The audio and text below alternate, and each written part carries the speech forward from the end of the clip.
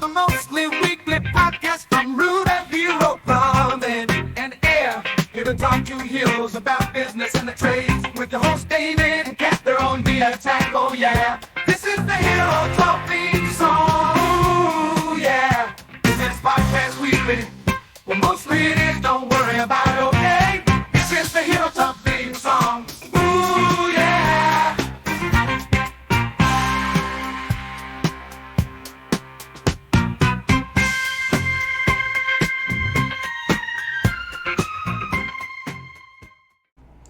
Hey! Welcome back to another episode of Hero Talk, the mostly weekly podcast from Rooter Hero Plumbing and Air. Episode 101. Woo! That is crazy. It really is. What a milestone episode 100 is. Most podcasts don't go past their 6th episode. And we beat that by 94, 95, including this one. That's and a couple nuts. bonus ones in between. A couple bonus ones, yeah. yeah.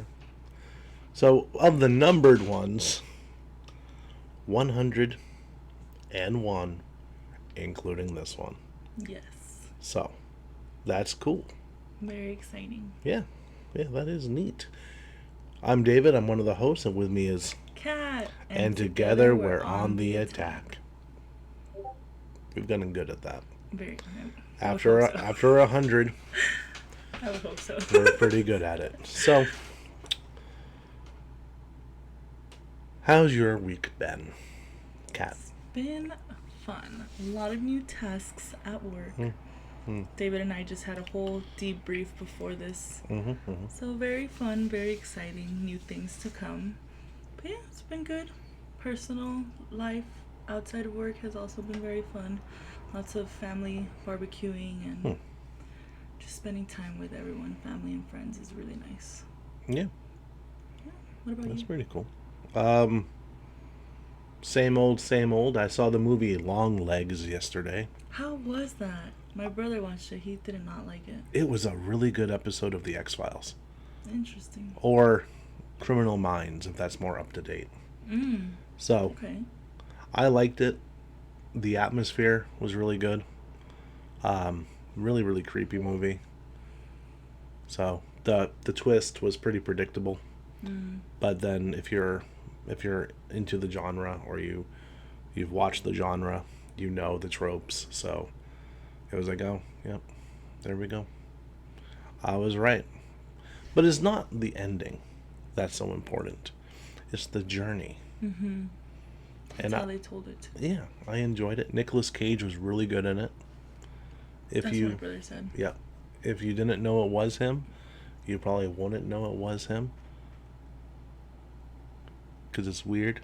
When Nicolas Cage is in makeup, he looks a lot like Marilyn Manson. I'm not talking about Marilyn Manson when he was popular. I'm talking about Marilyn Manson as he looks now, which is like a 60-year-old wine ant. So, we all have a wine ant, which is better than a wine mom. Some of them play double duty, I guess. But it was good. It was just creepy and atmospheric enough to keep your interest. And yeah, it was like an episode of X-Files or Criminal Minds with a more supernatural thing. Got it. So, I would recommend watching it. I can't do scary movies. And that's a shame. Yeah. So, because it's very well done, the cinematography is good. Right, the pacing is good. It's a little slow, but it's meant to be. It's like a slow burn. So, I liked it a lot better than Tarot, which again, we walked out of like 30 minutes in. Yeah. It was just dumb. It's better than Smile. That movie looks... Anyways. It was dumb. They're making a part 2. I know, I heard, and I was like, okay, cool. There were a couple of Red Band trailers in the beginning, so that's good. I like Red Band trailers. They're rare. Most of the time we just get the green ones. But Red Band trailer of the new Alien movie looked pretty good. I probably won't see it, but I'm of the age now that I get to see all the cool movies that I liked as a kid get ruined by remakes and endless sequels. What a time to be alive. Yeah. I'm talking to you, every single studio out there right now. That literally leads us into our topic today. Does it? Yeah. Well, I guess if you think about it, yeah. So, there's a book. There's many books. There's many books. But this book is entitled How the Mighty Fall and Why Some Companies Never Give In by Jim Collins. Jimothy Collins. That's probably not his name. Just Jim. Just Jim. I like Jimothy. I don't even know if that's a real name. Sounds very sophisticated. Jimothy, Timothy. Timothy. I don't know. But this is like the natural end of the trilogy that they started with From Good to Great and Built to Last, right? So basically some of the companies that were examined in Good to Great ended up failing. Like, right. So they just they were doing great. They were doing good. They went through all these stuff that Jim Collins, Jimothy, praised in Good to Great. Mm-hmm. And then a few years after the book was published, they just fell off the map. Like Circuit City. Mm-hmm. The Red Best Buy. Sears. Yep. Yep. Now, some of these companies were bought by private equity and then strip mined for parts and sold off. Like Sears. Like Toys R Us. Like what we're seeing with Red Lobster right now. So, Yeah. but other ones were a victim of their own arrogance and hubris. So, there are 5 stages of a company in decline. And if you identify yourself in one of these, you have time to turn it around. To fix it, guys. So, and I'll just roughly go through the 5 stages, and then what we're gonna do, unless we get bored, is we're gonna do one stage a week for the next 5 weeks, which means we don't have to plan out topics or content for 5 weeks, which is amazing. So we're probably gonna do that, guys. it seems easier. It's the path of least resistance. And if you watched last week's episode, it is what it is. So, stage 1 is the hubris born of success, right? So, That's what we'll talk about today. that's today's. Next week's is going to be the undisciplined pursuit of more. Then stage 3 is denial of risk and peril. And then stage 4 is grasping for salvation. Salvation. Then stage 5 is the capitulation to irrelevance or death. Dun dun dun. So if any of those intrigue you guys have something to look forward to for the next couple of weeks. yeah, and you can even read the book. We encourage you guys to read the book. And if you have Audible, it's only like 4 hours. There you go. You got 4 hours in a week, right? You can bust through that like it was a bag of Doritos. While eating a bag of Doritos. Yes. Yes. So there you go. I would recommend the Flamin' Hot Cooler Ranch Doritos. Those are really good. The title of them, the name of them, is such a contradictory name. It's flaming hot, but yet it's cooler. I don't know. All I know is that they're delicious. Yeah. And I can't have them at the house. So, because they will not last in the house. Makes sense. They're the only chips that I can't have there. That or my 13-year-old gets into them and they're gone. You guys each need your own bag. Yeah, but they're like $7 now. Yeah, that's great. So, remember when they were $3.99? Come on, Doritos, do better. Man, it's so crazy. So, Oh yeah. chapter 1, guys. Hubris, born of success. This is a big one. This is the first sign that you're going to fail, right? Or that you're headed towards failure. Right? So, Well, you / your company, right? It's company. yeah. The book is written for companies, so companies heading Yeah. towards failure. yeah. But, we'll use the you for your company. Makes sense. Yep. So, the first sign that this is happening is the overconfidence from past success. So, companies start thinking they're the bee's knees. They're the cat's meow. They're the cream in the coffee. And because of that, they think they're invincible. Because they've had some success in the past. They had monumental growth. And that growth is going to keep on going. Right? Because, it is what it is. It's always been this way. Yeah. And then the second sign is they start ignoring their core principles. So, the fundamental values, their core company values that they have up on the wall, right? Or it's on their website. People have memorized them. They become nothing more than the paper they're printed on. Piece of paper. Mm-hmm. So, and they start neglecting that. They start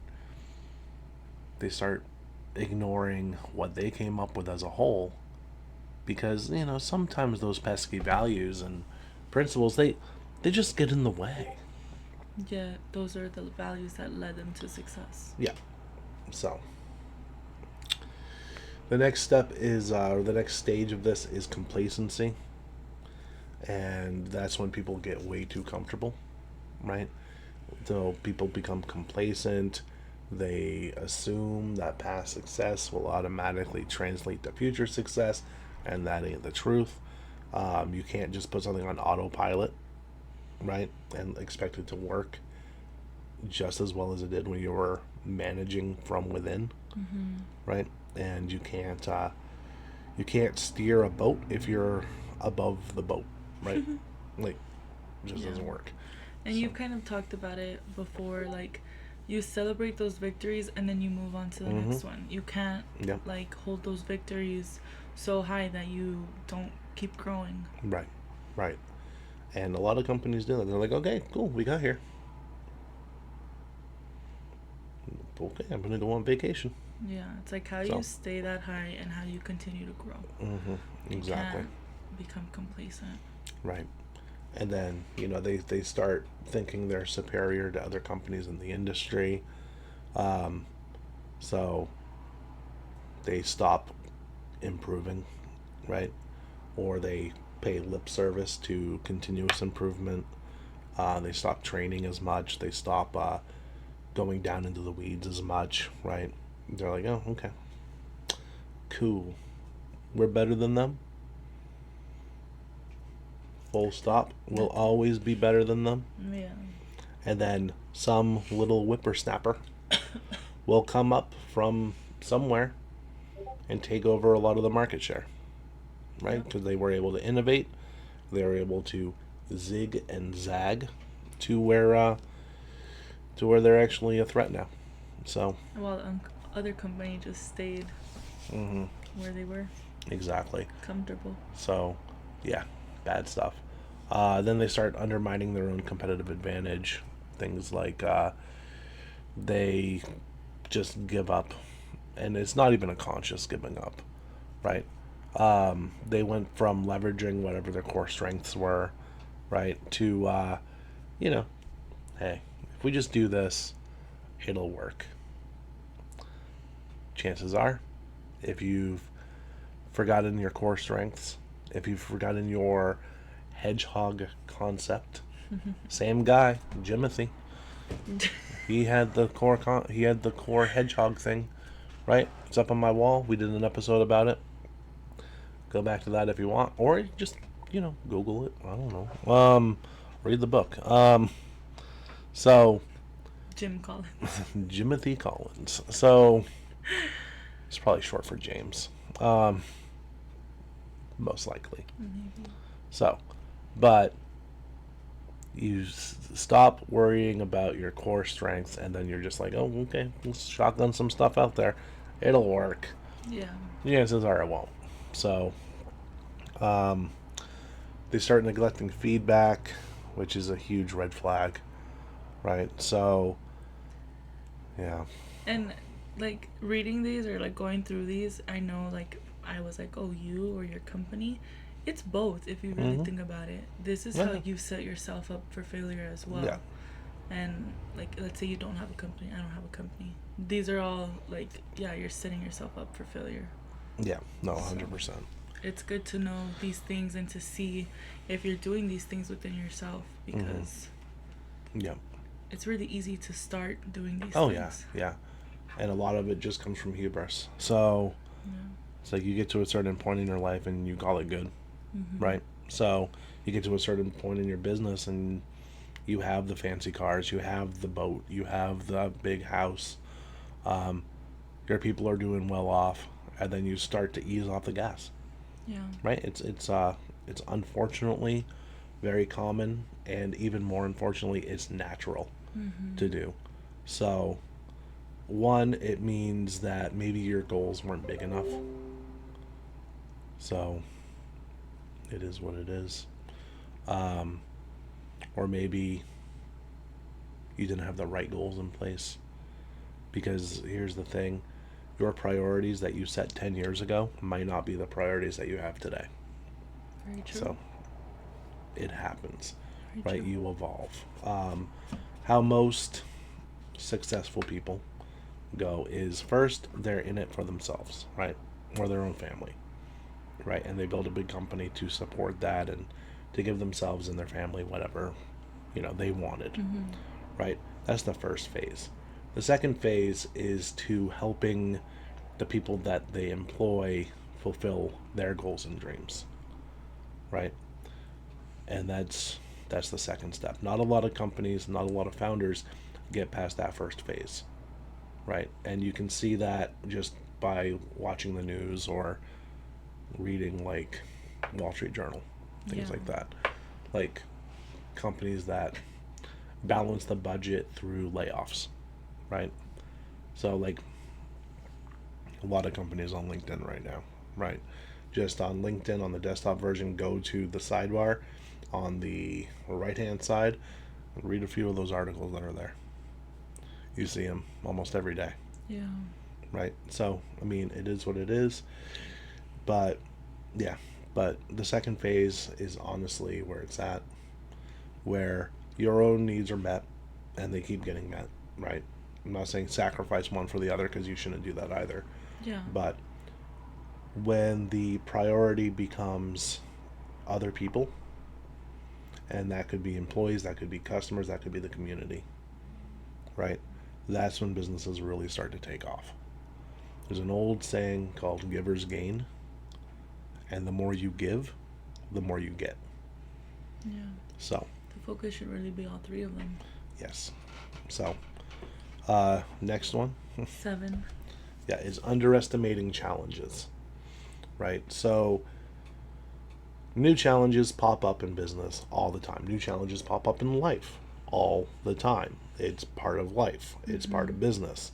And if you're in the decline, if you've allowed hubris to sneak in and complacency to sneak in, any new challenge is going to be met with, yeah, we got this, right?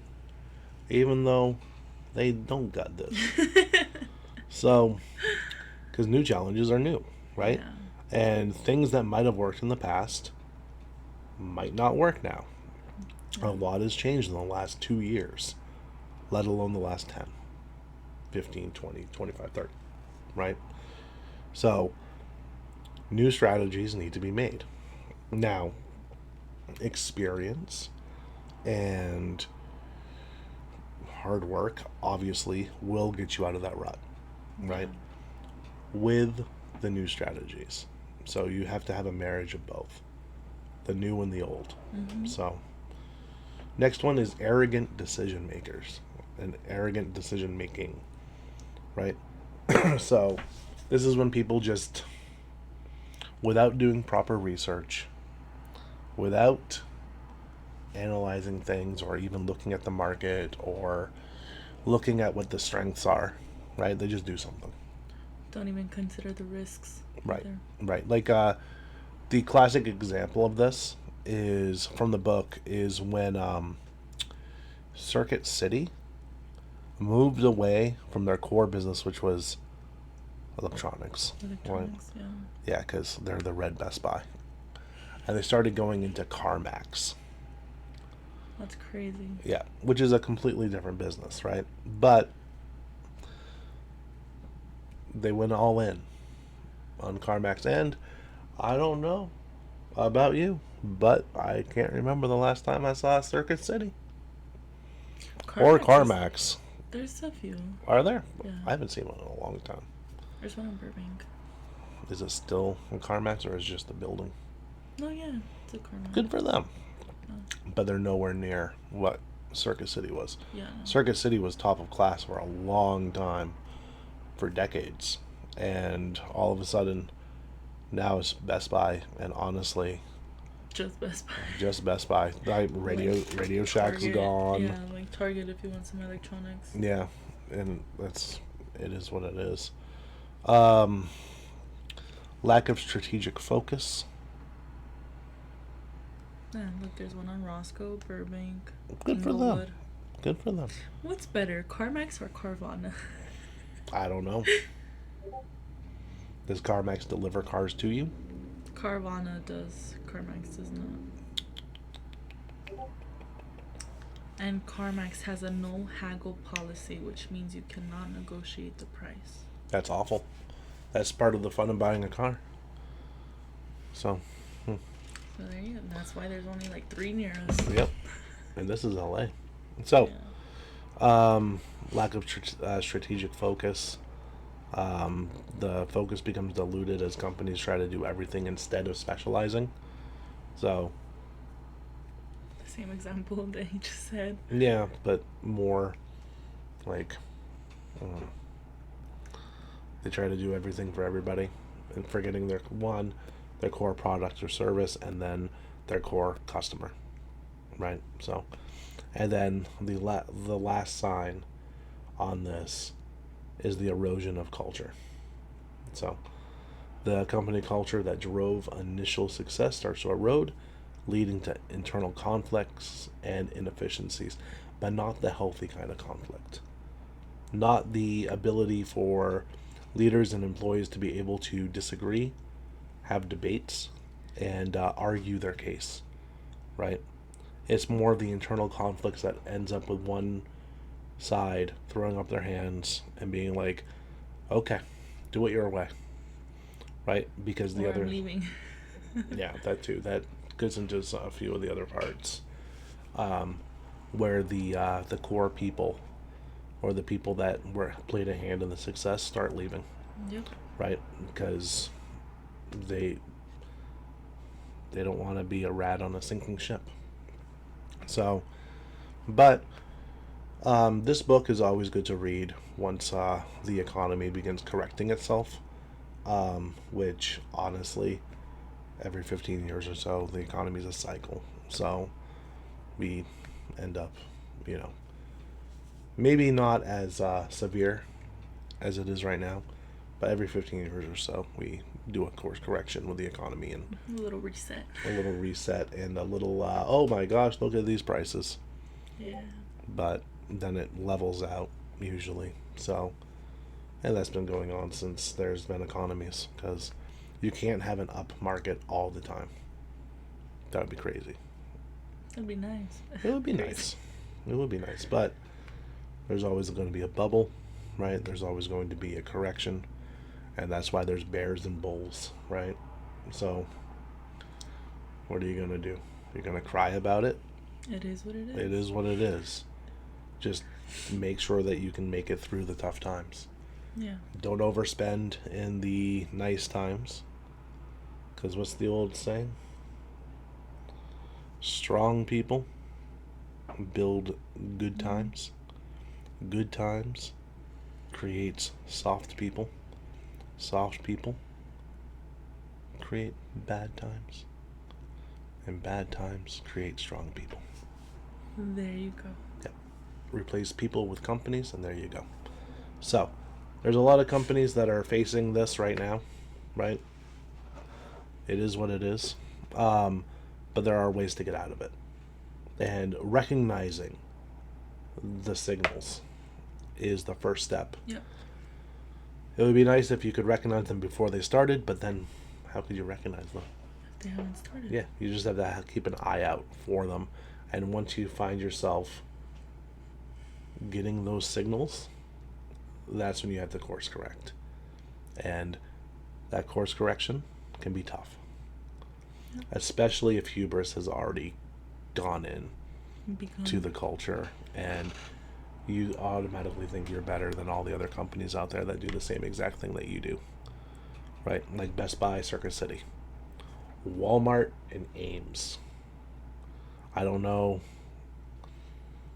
if anybody even remembers Ames, but it was like Walmart.